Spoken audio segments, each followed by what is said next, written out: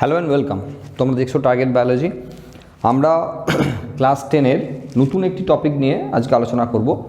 তোমরা যারা ক্লাস 9 থেকে রেগুলার ভিডিও দেখছো বা নতুন দেখছো তাদের জন্য সেটা হলো আমরা জাস্ট ক্লাস 10 শুরু করেছি, একটা মাত্র ভিডিও আপলোড হয়েছে ক্লাস 10-এর, এমনটি বলবো না, কারণ আগের সেশনে যখন ক্লাস 10 চলছিল আমরা বেশ কিছু ভিডিও আপলোড করেছি বেশ কিছু চ্যাপ্টার থেকে। সেটা কিন্তু অলরেডি এই চ্যানেলের মধ্যে রয়েছে। ক্লাস 10-এর যে প্লেলিস্ট রয়েছে তাতে কিন্তু সেই চ্যাপ্টার অনেকটা অংশ কভার করা হয়ে গেছে অলরেডি।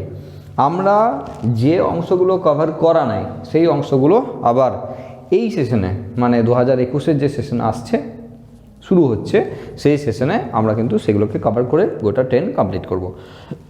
আমরা আগের দিনে যে আলোচনা করেছিলাম সেটা মুভমেন্ট অফ প্ল্যান্টস ছিল, উদ্ভিদের ক্ষেত্রে বিভিন্ন রকমের চলন এবং সেই সংক্রান্ত বিষয় নিয়ে আমরা আলোচনা করেছিলাম। আশা করি তোমরা সেই ভিডিও দেখেছো, যদি না দেখো তাহলে অবশ্যই দেখে নাও। এরপরে আমরা আজকের বিষয়বস্তু যেটা সেটা হলো ফাইটো হরমোন।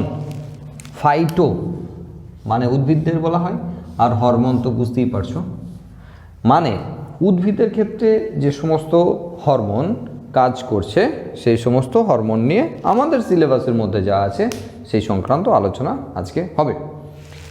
দেখো, আমরা প্রাণীদের ক্ষেত্রে আমরা অনেক হরমোনের নাম শুনেছি, অনেক ছোটোবেলা থেকে শুনে এসেছি, না পড়েও শুনে এসেছি কিছু কিছু হরমোনের নাম। যেমন বাড়িতে কম বেশি টুকটাক পেশেন্ট তো সব কিছুই থাকে, তাদের থাইরয়েডের গল্প শুনেছি, আমরা ইনসুলিনের কথা শুনেছি, এরকমই টুকটাক হরমোনের কথা একটা বাচ্চা ছেলেও জানে।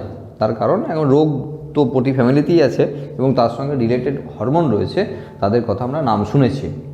এখন ক্লাস 10-এ তোমরা শুনছো যে উদ্ভিদের ক্ষেত্রেও হরমোন আছে। শুধুমাত্র প্রাণীদের হরমোন আছে এমন না, উদ্ভিদের ক্ষেত্রেও কিন্তু হরমোন রয়েছে এবং সেই পার্টিকুলার হরমোনগুলো কিছু পার্টিকুলার ফাংশন প্লে করে। এখন ডিফারেন্ট টাইপসের হরমোন রয়েছে, যেমন আমরা ফাইটো হরমোনকে যদি ভাগ করি আরও অনেকভাবে ভাগ করা যায়। ন্যাচারাল হরমোন, যেগুলো ন্যাচারালি পাওয়া যায়, মানে প্রাকৃতিকভাবে উদ্ভিদ দেহ নিজেই তৈরি করে এবং সেগুলোকে আমরা উদ্ভিদ দেহে পাই, সেগুলো অবশ্যই ন্যাচারাল হরমোন বা প্রাকৃতিক হরমোনের দলে রয়েছে। আর্টিফিশিয়াল, যেগুলো আমরা তৈরি করছি, মানে ওই হরমোনগুলোর কেমিক্যাল নেচার দেখে আমরা ল্যাবরেটরিতে আমরা তৈরি করছি এবং সেই সমস্ত হরমোন বিভিন্ন গাছের দেহে ইমপ্লিমেন্ট করছি আমাদের সুবিধার্থে, কারণ তার একটা নির্দিষ্ট ফাংশন প্লে করে, সেটা হতে পারে। অথবা কিছু হরমোন রয়েছে যাদেরকে প্রকল্পিত হরমোন বলা হচ্ছে, যাদের কার্যপ্রণালী সম্পর্কে এখনও খুব ভালো ধারণা নেই, তবে ভাবা হচ্ছে যে এই সমস্ত হরমোন আছে, এরকম ভাবা হচ্ছে। তো যাই হোক, কিন্তু হরমোন বলতে কিছু জিনিসপত্র আমাদের প্রথমেই জানতে হবে যে একটি হরমোনের পার্টিকুলার নেচার কী রয়েছে। হরমোনের কিছু ক্যারেক্টারিস্টিক্স ফিচার বা শনাক্তকারী বৈশিষ্ট্য রয়েছে। পরীক্ষার জন্য যে ইম্পর্টেন্ট সেটা বলবো না, আমরা পড়তে যেহেতু শুরু করছি হরমোন, তো হরমোনের একটা ইন্ট্রোডাকশন তো হওয়াই উচিত। তো অবশ্যই সেই ইন্ট্রোডাকশন সেটা হলো যে কোনো হরমোন যদি হয়, সেটা উদ্ভিদ হরমোন হোক, সেটা প্রাণী হরমোন হোক, তার কেমিক্যাল নেচার কিন্তু প্রোটিনেসিয়াস হয়। কেমিক্যাল নেচার হয় প্রোটিনেসিয়াস, মানে প্রোটিনযুক্ত হয় ইন জেনারেল। তার কারণ সবসময় কিন্তু যে একদম যে হতেই হবে তার কারণ নয়, কিন্তু ম্যাক্সিমাম ক্ষেত্রে প্রোটিনেসিয়াস নেচার হয়, প্রোটিন দিয়ে তৈরি হয়। সেকেন্ডলি রয়েছে অরিজিন, কোথা থেকে উৎপত্তি লাভ করে। উৎপত্তি বলতে কি, মানে হরমোনের ক্ষেত্রে স্পেশালিটি হলো যে কোনো একটি জায়গা থেকে উৎপত্তি লাভ করে, আর ম্যাক্সিমাম ক্ষেত্রে দূরবর্তী স্থানে গিয়ে ক্রিয়া করে, এটা হলো নেচার। ম্যাক্সিমাম ক্ষেত্রেই করে, প্রাণীদের ক্ষেত্রে তো করে, উদ্ভিদের ক্ষেত্রেও কম বেশি সেরকমের নেচারে দেখা যাচ্ছে। মানে কোনো একটি জায়গায় উৎপত্তি লাভ করছে এবং সেটা একটু দূরবর্তী জায়গায় গিয়ে ক্রিয়া করছে। আমরা অ্যানিমালদের ক্ষেত্রে লোকাল হরমোন বলে একটি হরমোন করবো, যেখানে যে স্থানে উৎপত্তি লাভ করে সেই স্থানেই কাজ করে, তাদেরকে লোকাল হরমোন বলা হয়। ওকে, তার মানে এটা বুঝতে পারলাম। মোড অফ কন্ডাকশন, কীভাবে পরিবাহিত হয়। দেখো, পরিবহনের মাধ্যম কিন্তু এখানে যেহেতু গাছেদের ক্ষেত্রে রক্তের কোনো ব্যাপার স্যাপার নেই, রক্ত বা লসিকা মানে ব্লাড লিম্ফ এই ধরনের কোনো ব্যাপার নেই, সেই জন্য পরিবহনের মাধ্যম হিসাবে উদ্ভিদের যে ফ্লোয়েমের মাধ্যমে যে খাদ্য পরিবহন হয়, সেই তার সঙ্গেই কিন্তু মোটামুটি পরিবহনের মাধ্যম হিসাবে এরা বেছে নিয়েছে। যদিও ব্যাপন এবং অভিস্রবণ দুটি পদ্ধতি এক্ষেত্রে হেল্প করে। ফাংশন যদি বলি, ফাংশন সেটা হলো খুব অল্প মাত্রায় কাজ করে, মানে কি অল্প মাত্রায় তৈরি হয়, কাজ করে অনেক। প্রত্যেকটা হরমোনের নেচার এটা, যে অল্প মাত্রায় তৈরি হয় এবং কাজ করে অনেক, এবং অবশ্যই কাজের পর তার ধ্বংস হয়, সেই হরমোন থাকে না। তার মানে খুব অল্প মাত্রায় কোনো একটি জায়গা থেকে উৎপত্তি লাভ করে, তার থেকে দূরবর্তী কোনো জায়গায় গিয়ে কাজ করে, কাজ হয়ে গেলে গল্প শেষ, কাজ হয়ে গেলে সেটি নষ্ট হয়ে যাবে। কারণ যদি থেকে যায় তাহলে কাজ হওয়ার পরও যদি থাকে তাহলে সেই কাজটা রিপিটেডলি হবে, বারবার হবে, তাহলে অসুবিধা হবে। সেই জন্য উদ্ভিদ আর প্রাণীদের ক্ষেত্রে গল্প একই, হরমোনের যে নেচার বা হরমোনের যে ক্যারেক্টারিস্টিক্স ফিচার সেটা উদ্ভিদ আর প্রাণীর ক্ষেত্রে খুব একটা পার্থক্য আছে এমন আমরা বলবো না। এবার কি এই যে ন্যাচারাল যে সমস্ত হরমোন পাওয়া যাচ্ছে, ফাইটো হরমোন পাওয়া যাচ্ছে, সেই হরমোনগুলো ওই ইন্ডল গ্রুপ হতে পারে, ইন্ডল গ্রুপের হতে পারে, ইন্ডলবিহীন গ্রুপের হতে পারে, অত চাপ নেওয়ার দরকার নেই। আমাদের সিলেবাসের মধ্যে যে হরমোনগুলো রয়েছে তাদের মধ্যে অক্সিন রয়েছে, খুব ইম্পর্টেন্ট হরমোন রয়েছে, জিব্বারেলিন রয়েছে সাইটোকাইনিন, এই তিনটি হরমোন আমাদের সিলেবাসের মধ্যে রয়েছে। এছাড়াও রয়েছে অ্যাবসাইসিক অ্যাসিড রয়েছে, হ্যাঁ, যেটা আমাদের সিলেবাসের মধ্যে নেই, রয়েছে ইথিলিন গ্যাসীয় হরমোন, সেটা আমাদের সিলেবাসের মধ্যে নেই। তো যাই হোক, যেগুলো সিলেবাসের মধ্যে নেই সেগুলো নিয়ে খুব বেশি ডিসকাশনে যাব না, যেগুলো আমাদের সিলেবাসের মধ্যে আছে সেগুলো একটা ভিডিওতে যেহেতু কমপ্লিট করব, তো বুঝতেই পারছো। আর ইন্ট্রোডাকশন না দিয়ে ডাইরেক্টলি আমরা একটার পর একটা হরমোন নিয়ে আলোচনা করতে শুরু করব, অবশ্যই মাধ্যমিক লেভেল যেমন আছে সেমন করে। যদি এটা এইচএস লেভেলে হতো, 11-এর হতো, তাহলে এক একটা হরমোন দিয়ে এক একটা ভিডিও হতো, তার লেন্থ হতো, ওকে। তো সেই লেভেলে আলোচনা হতো। এখন তো মাধ্যমিক লেভেলে যেমন হওয়া উচিত সেরকম উপরে উপরে যেমন হয় সেরকমই কিন্তু আমরা আলোচনাটা করব। প্রথমেই আমরা অক্সিন হরমোন নিয়ে আলোচনা করব। প্ল্যান্টদের ক্ষেত্রে যে বললাম যে হরমোনগুলো রয়েছে আমাদের সিলেবাসের মধ্যে, অক্সিন তো প্রথমেই ইম্পর্টেন্ট রয়েছে। পরীক্ষার জন্য কেমন পড়বে এখান থেকে পড়তে পারে, যেমন যে অক্সিনের ক্ষেত্রে যে ন্যাচারাল হরমোন রয়েছে অক্সিনের, সেটাকে ইন্ডোল অ্যাসিটিক অ্যাসিড বলা হয়। এর ফুল ফর্ম পড়তে পারে পরীক্ষায়, ইন্ডোল অ্যাসিটিক অ্যাসিড, এটা একটি ন্যাচারাল হরমোন।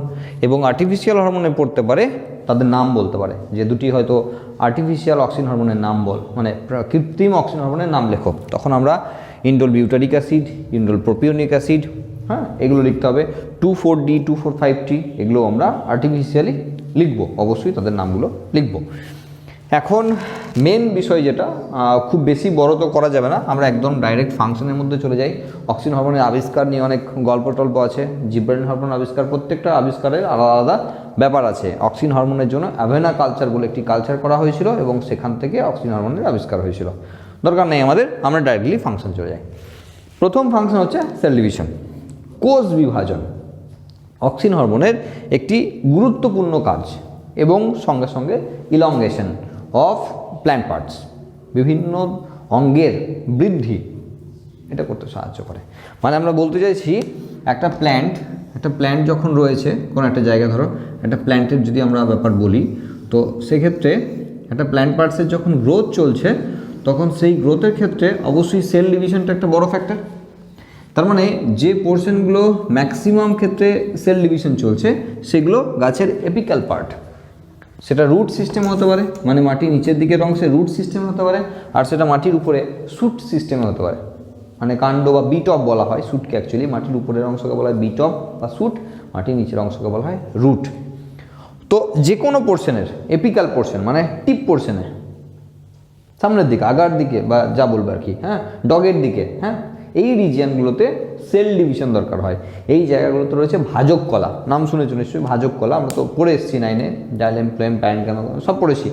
সেখানে ভাজক কলার নাম শুনেছি। তার মানে ওই যে ভাজক কলা যারা কন্টিনিউয়াসলি বিভাজিত হয়ে চলেছে, সেই কলাতে সেল ডিভিশন চলছে অ্যাকচুয়ালি। আর সেই সেল ডিভিশন হলে অ্যাকচুয়ালি গাছটার গ্রোথ হবে, গাছটা লম্বায় বাড়বে, গাছটা চওড়ায় বাড়তে পারে, যে কোনোভাবে বাড়তে পারে। তো এখানকার মেন বিষয় হলো যে অক্সিন হরমোন সেল ডিভিশনকে উদ্দীপিত করে। যদি অক্সিন হরমোন বেশি করে ক্ষরণ হয় তাহলে গাছ বেশি করে বাড়বে, যদি কম ক্ষরণ হয় তাহলে কম বাড়বে, এটা হলো কাজ। তার মানে র্যাপিড সেল ডিভিশন বা দ্রুততার সঙ্গে কোষ বিভাজন, এবং সেই কোষ বিভাজনের মাধ্যমে উদ্ভিদ অঙ্গের বৃদ্ধি করা, এটা একটা অন্যতম কাজের মধ্যে পড়ে। Second, ক্যাম্বিয়াম activity. দেখো, গাছকে নর্মাল সেল ডিভিশন করিয়ে যখন গাছকে লম্বায় বাড়ানো যাচ্ছে, রুট সিস্টেম হোক বা শুট সিস্টেম হোক, গাছকে লম্বায় বাড়ানো যাচ্ছে, তেমন সেকেন্ড যে পয়েন্ট আমরা লিখেছি, যাকে লিখেছি ক্যাম্বিয়াল অ্যাক্টিভিটি, ক্যাম্বিয়াম, এটাও নাম শুনেছো, জাইলেম আর ফ্লেমের মাঝে থাকে ক্যাম্বিয়াম, মানে যারা আবারও একবার ভাজক কলার মতো কাজ করতে শুরু করেছে, মানে কিছু স্থায়ী কলা দ্বিতীয়বারের জন্য ভাজক কলা হিসাবে, মানে ভাজক কলার মতো করে সেল ডিভিশন করতে শুরু করে, তাদেরকে ক্যাম্বিয়াম বলা হয়। ওকে, মানে নর্মালি কী হয়, ভাজক কলা পরিবর্তিত হয় স্থায়ী কলাতে, ভাজক কলা বিভাজিত হয়, স্থায়ী কলা বিভাজিত হয় না। কিন্তু কিছু কিছু স্থায়ী কলা মানে পরে পাকামো করে বলে আমিও আবার সেল ডিভিশন করাবো, আমি আবার ভাজক কলার মতো অ্যাক্টিভিটি দেখাবো, তাদেরকে বলা হয় ক্যাম্বিয়াম। আর সেই ক্যাম্বিয়াল অ্যাক্টিভিটির জন্য গাছ অ্যাকচুয়ালি চওড়াই বাড়ে, মানে মোটা হয়। এখন গাছটা লম্বার কথা শুনছিলাম, এবার গাছটা চওড়াই বাড়ছে, মানে মোটা হচ্ছে, গুড়ি তৈরি হবে, সেই সমস্ত ব্যাপার সবার রয়েছে। আর সেই ক্যাম্বিয়াল অ্যাক্টিভিটি কিন্তু করায় অক্সিন হরমোন। খুব ইম্পর্টেন্ট, মানে 5 স্টার রেটিং দিতে পারো সেরকমের কোশ্চেন এখান থেকে থাকবে। সেটা হলো এপিক্যাল ডমিনেন্স, অগ্রস্ত প্রকটতা, মানেই অক্সিজের নাম মাথায় আসবে। সেটা কি? সেটা হলো, খুব ভালো করে বুঝবে, সেটা হলো আমরা বিভিন্ন ক্ষেত্রে দেখেছি কি, বিভিন্ন গাছকে যখন ঝোপ করতে হয় না, মানে যেমন ঝাউ গাছ না, বুসি টাইপের করতে হয়। আমরা চা গাছ বেশি লম্বা হয়ে গেলে চা পাতাকে তুলতে হবে, গাছে উঠে ময়লা গিয়ে উঠে কি চা পাতা তুলতে হবে নাকি? নিশ্চয়ই যাবে না। তাহলে বুসি নেচার দরকার, মানে ঝোপ ঝোপ ঝোপ ঝোপ ব্যাপার দরকার। তাহলে আমরা অনেক সময় করে কি, গাছের টিপ পোর্শনগুলো কাঁচি দিয়ে কেটে দিই না, গাছগুলো ঝোপ ঝোপ করি। আর এখানেই হচ্ছে এপিক্যাল ডমিনেন্সের গল্প। কীরকম? সেটা প্রথম বলা হচ্ছে, দেখো টিপ পোর্শনে অক্সিন হরমোন কাজ করে। প্রথম পয়েন্টে বলা হচ্ছিল সেল ডিভিশন করে, তাহলে বাড়ছে। তার মানে এপিক্যাল রিজিয়ান, গাছের যে সমস্ত এপিক্যাল রিজিয়ান, এখানে হতে পারে, এখানে হতে পারে, এখানে হতে পারে, এপিক্যাল রিজিয়ান যেটা বা টিপ রিজিয়ান যেটা রয়েছে, সেই রিজিয়ানে অক্সিন অ্যাক্টিভিটি অনেক বেশি, আর সেই রিজিয়ানকে গ্রো করতে সুবিধা করে, সাহায্য করে। যদি এমন হয় যে এই জায়গাটা কেটে দিলাম, তাহলে কি হলো, ও সামনের পোর্শনের প্রকটতা দেখাতে পারছে না। প্রকট আর প্রচ্ছন্ন দুটো শুনেছো মনে হয় আগে, একটু নাম মেন্ডেলের নাও শুনতেও পারো। তো বিষয় হলো, ক্লাস 10এই রয়েছে মেন্ডেল প্রথম, শোনো নাই তোমরা, সেটা হলো সামনের পোর্শনে প্রকট, মানে গোদা বাংলায় টিপ পোর্শনে সবচেয়ে বেশি মাত্রায় কাজ করে। এখন যদি টিপ পোর্শনটা কেটে দেওয়া হয়, তাহলে স্বাভাবিকভাবেই গল্প যেটা দাঁড়ায় সেটা হলো পরবর্তী নিচের দিকে যে সমস্ত জায়গা রয়েছে সেখান থেকে আরও বেশি ব্রাঞ্চ বের হবে, কারণ অক্সিন হরমোন তখন এই জায়গায় কাজ করতে শুরু করবে। কিন্তু এটাও তো অগ্রস্ত, ঠিক আছে? তাহলে গাছটাকে বুসি বা ঝোপ করা হয় এইভাবে, এটা বিষয় নয়, এটা আমাদের ব্যাপার নয়, ব্যাপার হলো অগ্রস্ত প্রকটতা। সেটা হলো যে অক্সিন হরমোন টিপ রিজিয়নে সবচেয়ে বেশি কাজ করে, সেটা যখন কেটে দেওয়া হয় তখন আর এখান থেকে হরমোন এর টিপ রিজিয়নে কাজ করতে শুরু করে। একে যখন কেটে দেওয়া হবে, এর পাশ থেকে ডাল বেরোবে, তার টিপ পোর্শন কাটলে তার থেকে ডাল বেরোবে, আলটিমেট হচ্ছে না বুসি নেচার। এইভাবে আমরা কোনো গাছকে বিভিন্ন কাজে আর কি, বিভিন্ন গাছের ক্ষেত্রে এরকম ঝোপযুক্ত করা হয়। ওকে, এই যে সামনের রিজিয়নে সবচেয়ে বেশি মাত্রায় কাজ করার যে ক্ষমতা, তাকে বলা হয় অ্যাপিক্যাল ডমিনেন্স, অগ্রস্ত প্রকট আর কি। ডিলে অফ অ্যাবসেশন, একদমই শোনো না এটা, সেটা হলো কি, বার্ধক্য দেরি করাবে। আমরা ওই যে অ্যাবসাইসিক অ্যাসিডের নাম বলছিলাম, শুরুতেই বলছিলাম যে 3টে হরমোন আমাদের সিলেবাসে রয়েছে, আরও 2টো হরমোন খুব পপুলার হরমোন, ইথিলিন এবং অ্যাবসিসিক অ্যাসিড। সেই অ্যাবসিসিক অ্যাসিড আমাদের সিলেবাসে নাই। অ্যাবসিসিক অ্যাসিডের কাজ হলো উদ্ভিদ অঙ্গের মোচন করাবে, মোচন মানে ঝরে ফেলাবে, ঝরিয়ে দেবে। এই যে একটা গাছ, একটা পর্ণমোচী গাছ যে একটা নির্দিষ্ট টাইমে পাতাগুলো ঝরিয়ে দেয়, এই ঝরাতে সাহায্য করে অ্যাবসাইসিক অ্যাসিড। তারা কাজ করবে এমনভাবে, সেটা ডিটেল এখানে বোঝানো সম্ভব নয়, পাতার ওই সামনের দিকের পোর্শনে ড্যামেজ করে দেবে, নষ্ট করে দেবে, দিয়ে সেটা লুজ হয়ে যাবে, পাতাটা খুলে পড়ে যাবে। এটা অ্যাবসাইসিক অ্যাসিড করে। অক্সিন তার উল্টো কাজ করে, ঝরতে দেবো না, অক্সিজেনের গাছগুলো ঝরতে দেবো না। এই যে আম গাছের যখন মুকুল আসে, তোমরা অনেকে দেখেছো স্প্রে করে, যাতে মুকুলের থেকে সবচেয়ে বেশি পরিমাণে ফুল থেকে যায়, মানে বেশি আম আসে, সেই জন্য মুকুল যখন আসে গাছে দেখবে স্প্রে করা হয়, অক্সিন হরমোন স্প্রে করা হচ্ছে, কারণ তারা বার্ধক্য বিলম্বিত করে, মানে ঝরে পড়তে দেব না। বোঝা যাচ্ছে আসলে কী বলছি? তার মানে বার্ধক্য দূরীকরণের ক্ষেত্রে অক্সিন হরমোন কাজ করে বলতে পারো। গোটা গাছ যদি স্প্রে করি, সেক্ষেত্রে পাতা থেকে আরম্ভ করে যে কোনো অংশ, যাদের বয়স সেরকম হয়নি আর বয়স হলেও দেরি করবে, বয়স বাড়লেও তাকে ঝরে পড়তে দেবে না, সেই কাজটি অক্সিন হরমোন করে। আর অ্যাবসিসিক অ্যাসিডের নাম শুধু শুনে রাখছো, পড়বো না আমরা, সে ওই উল্টো কাজ করে, তার কাজগুলো ঝরিয়ে ফেলা। হ্যাঁ, এই প্রত্যেকটা গাছের হরমোনে না উল্টো কাজ আছে, কেউ এটা করে তার উল্টো কাজ আরেকজন করে। রুট ডেভেলপমেন্ট, একটু ভালো করে শুনবে। রুট ডেভেলপমেন্ট সেটা হলো যখন কম পরিমাণে অক্সিন হরমোন ক্ষরণ হয় তখন রুটের ডেভেলপমেন্ট, আর যখন বেশি করে ক্ষরণ হয়, ওরকম করে বললে ব্যাপারটা তোমরা গুলিয়ে ফেলবে। আমি একটা জিনিস দেখাই তোমাকে, তাহলে বুঝতে পারবে খুব ভালো। সেটা হলো, আমরা আগের দিনের ভিডিওতে আমরা ট্রপিক মুভমেন্ট দেখেছিলাম। তার মধ্যে ফটোট্রপিক ছিল, আলোর দিকে চলন। গাছের নেচার রয়েছে যে শুট বা গাছের যে বিটপ অংশ, মাটির উপরের অংশ, তারা আলোর দিকে গমন করবে, এটা আমরা দেখেছি। হ্যাঁ, আর সেই দিকে গমন করাটা, আলোর দিকে গমন করাতে হেল্প যে করে, তার নাম অক্সিন। কীভাবে? ধরো এটা মাটি, এখান থেকে ধরো একটা স্টেম, এদিকে সানলাইট আছে, তো গাছের স্টেমটা এদিকে বাড়ছে আর রুটটা এদিকে বাড়ছে, হিসাব মতো। কারণ আমরা বলেছিলাম কাণ্ডের বৃদ্ধি হয় এরা পজিটিভলি ফটোট্রপিক, আর রুট হলো নেগেটিভলি ফটোট্রপিক। আলো যেদিকে আছে তার উল্টো দিকে হাঁটবে রুট, আর আলো যেদিকে আছে সেদিকে হাঁটবে শুট বা বিটপ। কেন এই গল্প? তার কারণ এখানে অক্সিজেনেরই গল্প। সেটা হলো, যেদিকে লাইট পাচ্ছে তার উল্টো দিকে, অ্যাকচুয়ালি এই সাইডে অক্সিন হরমোন জমা হয় এবং হিউজ রেটে সেল ডিভিশন করায়। খুব সহজ ব্যাপার, এই দিকের রিজিয়নে যদি সেল ডিভিশন কম হয় আর এই দিকের রিজিয়নে যদি সেল ডিভিশন বেশি হয়, তাহলে গাছটা এদিকেই ভাঙবে। নিচের দিকের অংশে সেল ডিভিশন কম হচ্ছে, উপর দিকে যেদিকে সানলাইট পাচ্ছে, যেদিকে পাচ্ছে সেদিকে তো যাবে। মানে হিসাব হলো এটা, যে সূর্যটাকে এখানে অসুবিধা হচ্ছে, তো সূর্যটাকে এখানে আঁকো। দেখো যেদিকে লাইট পড়ছে সেই দিকে গিয়ে অক্সিজেন হরমোন বেশি জমেছে, আর তার উল্টো দিকে বাড়ছে বেশি। মানে গল্পটা উল্টো আর কি। হ্যাঁ, যেদিকে আলো পড়ছে তার উল্টোর দিকের যে জায়গা রয়েছে সেখানে সেল ডিভিশন বেশি হয়, এই জায়গাতে সেল ডিভিশন কম হয়, এদিকে বেশি হয়। আর এদিকে বেশি হলে এই দিকটা বাড়ছে না বেশি, এদিকটা তো কম এরিয়া লাগছে, এদিকটা বেশি এরিয়া লাগছে, সেই জন্য আলোর দিকে গমন করছে। রুটের ক্ষেত্রে উল্টো, সেটা হলো যে রিজিয়নে অক্সিন হরমোন রয়েছে এই জায়গায় গ্রোথটা বেশি হচ্ছে, এই জায়গায় সেল ডিভিশন কম হচ্ছে, সেই জন্য এই রিজিয়নটা বেশি বাড়ছে, তার মানে ওরা উল্টো দিকে ভেঙে যাচ্ছে। এই জিনিসটি অ্যাকচুয়ালি হয়, আলোর সঙ্গে এই সম্পর্কটা রয়েছে অক্সিন হরমোনের, সেই বিষয়টি এখানে হয়। এবং যেটাকে রুট ডেভেলপমেন্ট বলা হচ্ছে, যে কম সিক্রেশন যখন হবে অক্সিনের, যখন লো ফ্রিকোয়েন্সিতে দেখাচ্ছে, কনসেন্ট্রেশন যখন কম রয়েছে, ঘনত্ব যখন কম রয়েছে, তখন রুটের বেশি ডেভেলপমেন্ট হচ্ছে। ওকে, আর বেশি যখন রয়েছে তখন শুটের ডেভেলপমেন্ট হচ্ছে। এই ব্যাপারটা রয়েছে। টপিক মুভমেন্ট এর সঙ্গে রিলেটেড, আর আলাদা করে বলতে হবে না। পার্থেনোকার্পি খুব ইম্পর্টেন্ট জিনিস, বীজবিহীন ফল উৎপাদন, যাকে আমরা বলি পার্থেনোকার্পি। আমরা বিভিন্ন রকমের ফল দেখি যার মধ্যে বীজটাকে আমরা আশা করি না। আমের কথা বলিনি, আমের তো এত বড় বীজ তো থাকবে, এত বড় মাটি। আমরা বলছি যে আমরা অনেক সময় দেখছি আঙুর, ভিতরে যদি বীজ থাকে খেতে খুব একটা ভালো লাগবে না, এত ছোট ফল, তার ভেতরে যদি একটা বীজ থাকে আমরা পছন্দ করি না। আঙুরের বীজ থাকে, কোনো আঙুরের বীজ থাকে।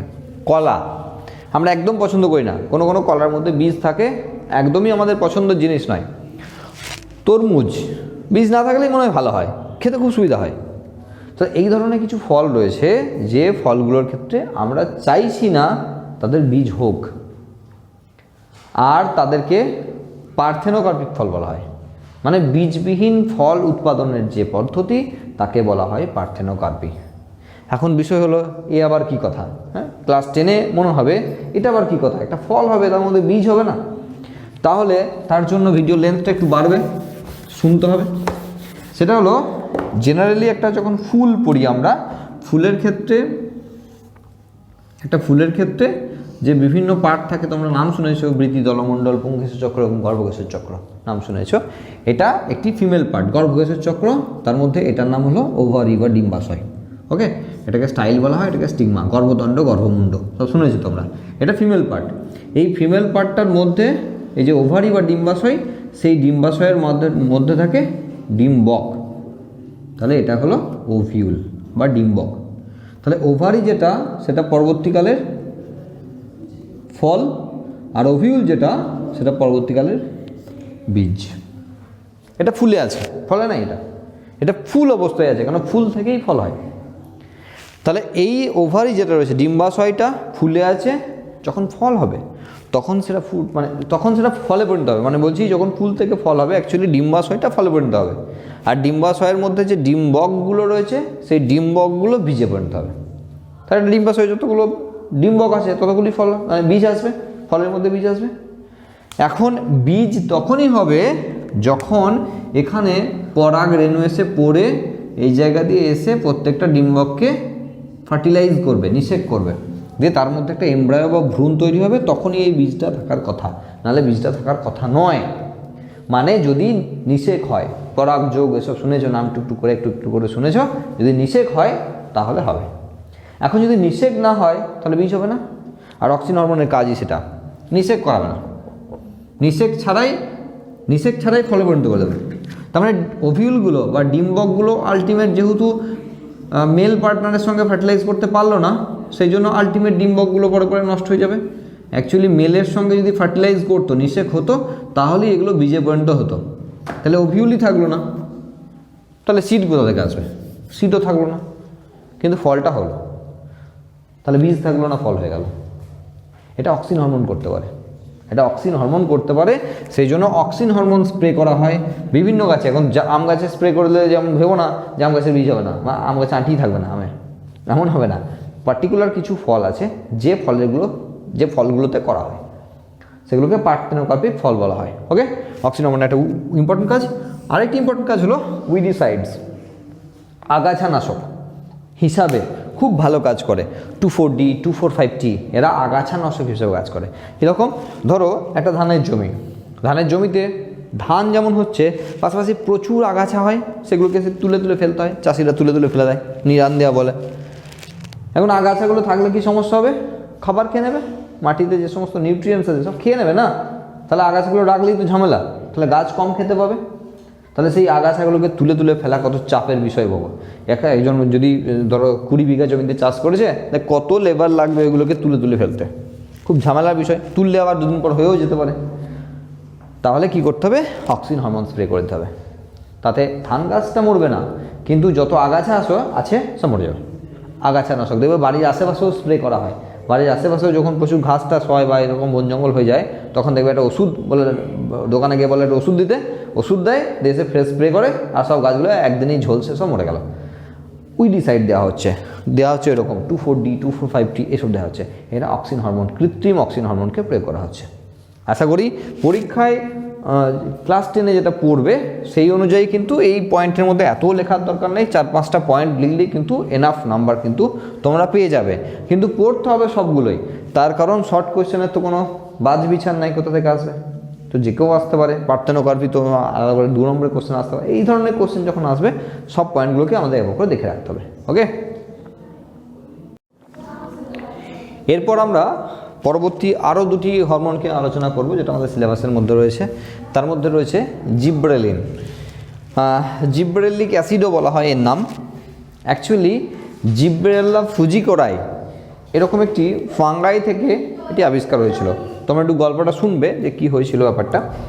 সেটা হলো এই জিব্রেলিক অ্যাসিড বা জিব্রেলিন হরমোন যখন আবিষ্কার হয়েছিল, তখন কি দেখা গেছিলো যে দেখবে ধান গাছের মধ্যে, তোমাদের অতটা হয়তো আইডিয়া নেই, যারা একটু গ্রাম সাইডে থাকে তাদের মধ্যে বুঝতে পারবে, ধান গাছ যখন হয় দেখবে কিছু কিছু ধান গাছ অনেক অনেক লম্বা হয়ে যায়, মানে স্বাভাবিকের থেকে অনেক লম্বা, কিন্তু ধান ফান কিছু হয় না, ও লম্বা হয়ে বসে আছে কিন্তু ধান ফান কিছু হয় না। নর্মাল ধানের হাইট যখন সাপোজ ধরছি এখান থেকে ধরো এই লেভেলে চলছে, তো কেউ হাইট করে ওই লেভেলে চলে গেছে, কিন্তু তার কোনো ধান হয় না। তো এখানে ভাবনা চিন্তা শুরু হয় যে কী হয়েছে এর মধ্যে যে এত লম্বা হয়ে গেল।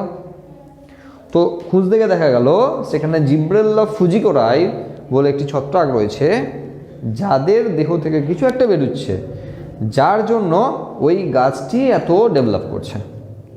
পরে পরে আবিষ্কার হলো জিব্রেলিক অ্যাসিড আর জিব্রেলিন হরমোনটা। কি করে এই কাজ? কি খুব ইম্পর্টেন্ট কাজ করে, কাজ কম কিন্তু খুব ইম্পর্টেন্ট কাজ। সেটা হলো break of seed and bud dormancy, মানে বীজের বা মুকুলের সুপ্তাবস্থা ভঙ্গ করে। কীরকম? সেটা হলো ধরো একটা সিড, আমরা জানি বিভিন্ন ধরনের গাছে যে সমস্ত সিড বা বীজ হয় সেগুলোকে মাটিতে পুঁতলে আবার গাছ হয়, কিন্তু প্রত্যেকটা বীজের একটা করে ডরম্যান্ট পিরিয়ড আছে। মানে হলো তুমি যে ধানগুলো এখনই ধরো ঝাড়া হলো, সেই ধানগুলো যদি মাটিতে আবার ছড়িয়ে দেওয়া হয়, সেই ধানগুলো থেকে ধান গাছ হবে না। এখন তার একটা ডরম্যান্সি পিরিয়ড আছে, একটা সুপ্ত অবস্থা আছে, ওই টাইম পিরিয়ডটা না কাটলে ও হবে না। প্রত্যেকটা বীজেরই এরকম একটা করে গল্প আছে। এবার কোনো বীজে দেখা যাচ্ছে যে এই সুপ্ত অবস্থা অনেক দিনের, 1 বছর 2 বছর 3 বছর 4 বছর এরকম সুপ্ত অবস্থা আছে। মানে এই বীজটা এই বছর যেটা হলো সেটা হয়তো 3 বছর পর তারপরে তার গাছ হবে, বীজটা পুঁতলে, তার আগে গাছই হবে না। মানে বড় সমস্যা না? এত টাইম পিরিয়ড কোথায়? টাইমের তো আসল দাম। তাহলে সেই 3 বছরে আরও হয়তো 3 বার সেই গাছটার প্রোডাকশন হয়ে যেত, কিন্তু সিড ডরমেন্সি একটা ব্যাপক সমস্যা তৈরি করলো। আর সেই কারণের জন্য তখন ইউজ করা হচ্ছে জিব্রালিন। মানে বীজগুলো মাটিতে পোতার আগে একটা নির্দিষ্ট টাইম জিব্রালিক অ্যাসিডের মধ্যে ডুবিয়ে রাখা, ব্যাস তার ডরমেন্সি পিরিয়ড ভেঙে যাবে। তার যে ঘুমুচ্ছিল না, সে ঘুম ভেঙে যাবে, সঙ্গে সঙ্গে সে মাটিতে পুঁতলে গাছ হবে। তার মানে মাটিতে পোতার আগে তাকে জিব্রালিক অ্যাসিড দিয়ে ট্রিট করা হবে এবং তারপরে মাটিতে পুঁতলে সে গাছ দিয়ে দেবে। তাহলে এটা একটা গুরুত্বপূর্ণ ব্যাপার, কারণ সময়েরই আসল দাম। একটা ধান গাছ যদি 3 মাসে হয়, আর যদি ভালো করে ইমপ্রুভ করে আমরা যদি 2 মাসে ধানের ফলন দিয়ে দিই, তো টাইম বাঁচলো না 1 মাসে? 1 মাসে কত কিছু বাঁচে, 1 মাসে গাছে জল বাঁচে। তবে এই সিড ডরমেন্সি ভাঙতে সাহায্য করছে, তার মানে একটা ব্যাপক লাভ কিন্তু এই জিব্রালিক অ্যাসিড দিয়ে আমরা পাচ্ছি। সেকেন্ড হচ্ছে ইলংগেশন অফ ইন্টারনোড। তোমরা তো জানো না, একটু ভালো করে শুন নাও। সেটা হলো একটি গাছের ক্ষেত্রে নোড বা পর্ব থাকে, আর দুটো পর্বের মধ্যে থাকে পর্বমধ্য। দুটো পর্বের মাঝে, এটা পর্ব, এই মাঝের অংশটা পর্বমধ্য। বাঁশ গাছ সবচেয়ে ভালো জিনিস বুঝতে পারবে, আখ বুঝতে পারবে। তাহলে যে গিঁটগুলো আছে সেগুলো অ্যাকচুয়ালি পর্ব, আর দুটো মানে গিঁটের মাঝের যে অংশ সেটা পর্বমধ্য। ইন্টারনোড মানে হলো পর্বমধ্য, ইলংগেশন মানে বৃদ্ধি পাওয়া। তার মানে এই পর্বমধ্যের দৈর্ঘ্য বাড়াবে, এই পর্বমধ্যের লেন্থটাকে বাড়িয়ে দেবে। কী সুবিধা হবে? কিছু কিছু গাছের সুবিধা হবে, যেমন আখ গাছ যত লম্বা হবে ততই তো ভালো, ওটাই তো সব। আখ যত বড় হবে ততই তো আখের রস হবে, তাই না? আমি চাইছি না পেঁপে গাছটা লম্বা হোক তাল গাছের মতো, তাহলে পেঁপে পাততে অসুবিধা হবে। আমি চাইছি না আম গাছটা লম্বা হোক, ওটা আমার অসুবিধা, আমি চাইছি না। কিন্তু বাঁশ গাছটা লম্বা হোক, এটা আমি চাইছি। তাহলে কিছু কিছু গাছের ক্ষেত্রে আমরা চাইছি লম্বা হোক, আবার ঠিক উল্টোটা কিছু কিছু গাছের ক্ষেত্রে চাইছি আমরা লম্বা না হোক। তাহলে না হোকের গল্প এখানে নাই, এখানে হোক তার গল্প। কারণ জিব্রালিন ইন্টারনোডের বৃদ্ধি করতে সাহায্য করে। মানে এই গাছে যদি স্প্রে করা হয় জিব্রালিন, তাহলে ইন্টারনোডগুলো আরও লম্বা লম্বা করবে, মানে নোটগুলো আরও দূরে দূরে হবে। তার মানেই তো এটা এই অংশের বৃদ্ধি করা মানেই তো নোটগুলো দূরে দূরে যাবে, তার মানে গাছটা লম্বায় বাড়ছে। তাহলে কিছু কিছু গাছের ক্ষেত্রে আমাদের এটা প্রয়োজন, আর সেই কারণের জন্য আমরা এটা করে চলেছি। ওকে, বোল্টিং অ্যান্ড ফ্লোয়ারিং মানে কি?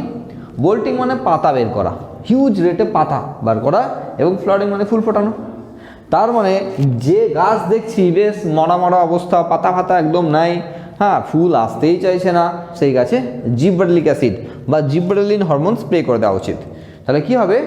পাতা ছাড়া, পাতা না হওয়ার যে সমস্যা ছিল, পাতা হবে, পাতা হলেই সালোক সংশ্লেষ হবে, সালোক সংশ্লেষ হলেই খাবার তৈরি হবে, খাবার তৈরি হলেই সব হবে, আসল তো ওটাই।